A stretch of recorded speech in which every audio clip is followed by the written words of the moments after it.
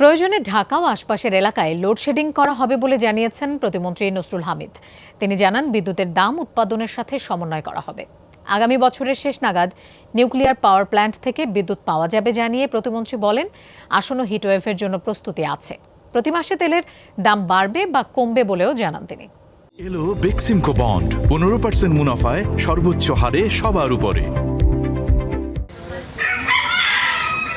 বিদ্যুতের লোডশেডিং রাজধানীতে তেমন না হলেও দেশের অন্যান্য এলাকায় ভোগান্তিতে আছে মানুষ। গেল হিটওয়েভে সেটা ছিল মারাত্মক। সামনের দিনে হিটওয়েভের আশঙ্কা থাকলেও সেটা মোকাবেলায় প্রস্তুতির কথা জানালেন প্রতিমন্ত্রী। আগামীতে হয়তো আমরা ঢাকার ভিতরে এবং ঢাকার আশেপাশে কিছু লোডশেড করব। কিছুটা যদি করতে হয়, যদি আমাদের প্রয়োজন হয়, আর আমি মনে করতেছি যে প্রয়োজন হবে না হয়তো। আমরা তো প্রস্তুত। আমরা এটাও বলছি প্রাইভেট সেক্টরকে তেলটা সময় মতো যোগান দেওয়ার জন্য, পিপিসিকে বলছি যে বাকিতে তেল দেওয়ার জন্য। তিনি জানান, নিউক্লিয়ার পাওয়ার প্ল্যান্ট এবং নেপাল থেকে আমদানির বিদ্যুৎ পাওয়া যাবে সামনে। আমরা আশা করতেছি যে পুরোপুরি সফলভাবে বিদ্যুৎ আনতে পারবো আগামী বছরের শেষ নাগাদ নিউক্লিয়ার পাওয়ার থেকে।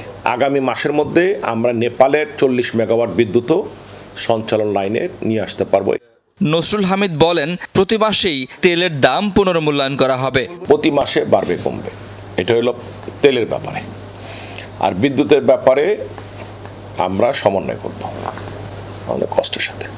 প্রতিমন্ত্রী জানান, ধীরে ধীরে বিদ্যুতের ভর্তুকি থেকে বেরিয়ে আসার পরিকল্পনা চলছে। আনইন্টারাপ্টেড পাওয়ার 2026 থেকে 27-এর মধ্যে আমরা ধরে নিতে পারি একটা উন্নত বিশ্বের যেরকমভাবে পাওয়ার সঞ্চালন হয় সেটা আমরা করতে পারব।